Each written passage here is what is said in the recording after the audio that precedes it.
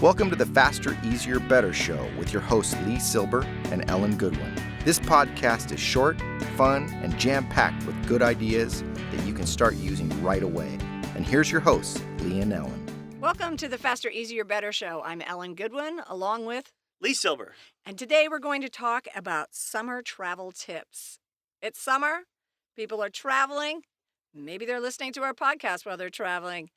What are some of your efficient travel tips? Well, I'm somebody who travels a great deal, so I could go through a whole litany of what not to do, Okay. which is helpful because you can avoid it. But a couple of things that I find to do if you do travel a lot is the last minute scramble to pack. Inevitably, you'll forget something. And let's say you're going to Fiji. Oh, I wish I was going to Fiji. Yeah, well, yeah. There's not like you're going to go to the 7-Eleven around the corner and pick up what you need. So I like to put my suitcase out in advance, a week early, in the corner. And as I think of something, I throw it in. You don't have a cat, do you?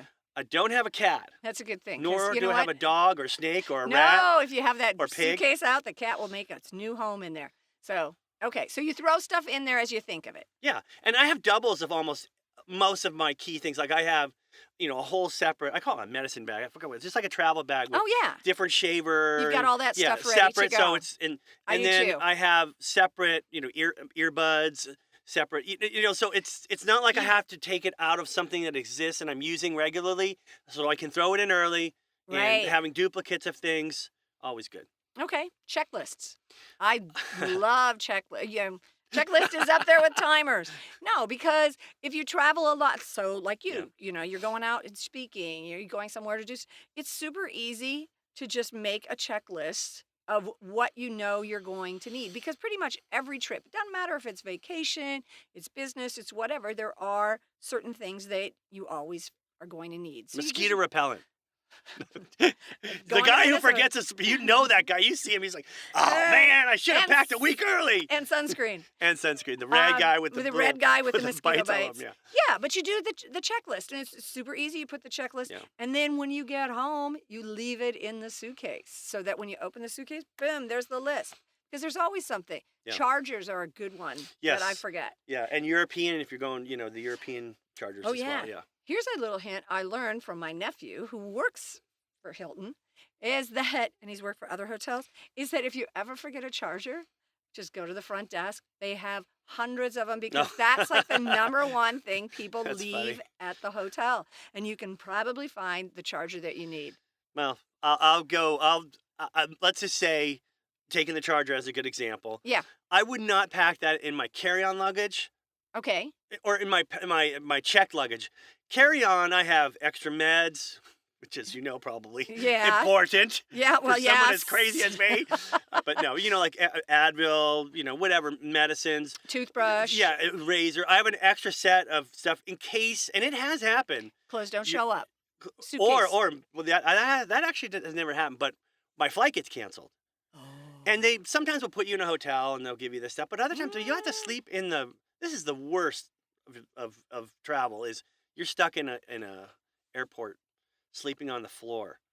But it can happen. It can. Keeping extra stuff with you, assuming so you expect the best on your vacation, but plan for the worst. Yeah. Absolutely. And during the summer, I think every summer there's at one point in time there's like bad storms, there's something happens, flights get all backed up, and you've got people, overnight in the airport. So how hard is it to throw in some extra stuff just to be safe? And this is kind of one of those old school, new school. It used to be you'd get up or you get dressed up to go on your flight. Right. And now it's you dress down. You dress down. You go down as far as you can go. But you want to be comfortable. I get that. But there are times where I just didn't have time to change, and I show up in my business suit, and I've been upgraded I was twice. Gonna say, twice. Nice. The flight attendant came down the row, and she stood and looked. You just want a free upgrade to first class. On the way to first, the only reason I picked you is you're the only one that looks like you belong there. Oh, wow. And I was it was great. Boy, she didn't know what she was talking about. I know. Which reminds me, one of those things I always carry with me is like breath mints. Because when you're on a plane, you meet someone you Ooh. really know, you really want to talk to them, but oh, God. I just had peanuts. I'm on Southwest. Oh, yeah, exactly. So, prepared. Prepared. Yes. Yeah. No, I'm a big believer in always taking my own water bottle. You can't carry water in, past the checkpoint. But you know what? You take your water bottle, you go to the bar, you ask the bartender to fill it up from the gun. And so you get, fresh water. You don't spend the water, spend the money at the gift shop. So, and you've always got water on hand. I know they And give it to you. snacks. And snacks. Always pack snacks. I actually packed my own toilet seat. I'm kidding. You think you look at me like you believed it for a half a second. No. For you, the snake. No. I had this moment. I mean, it Lee's depends, I guess, where you're going. unpredictable. Maybe there is, They're, yeah, because I've been places where I'm like, it's a bidet, but is this a water fountain? What is this thing?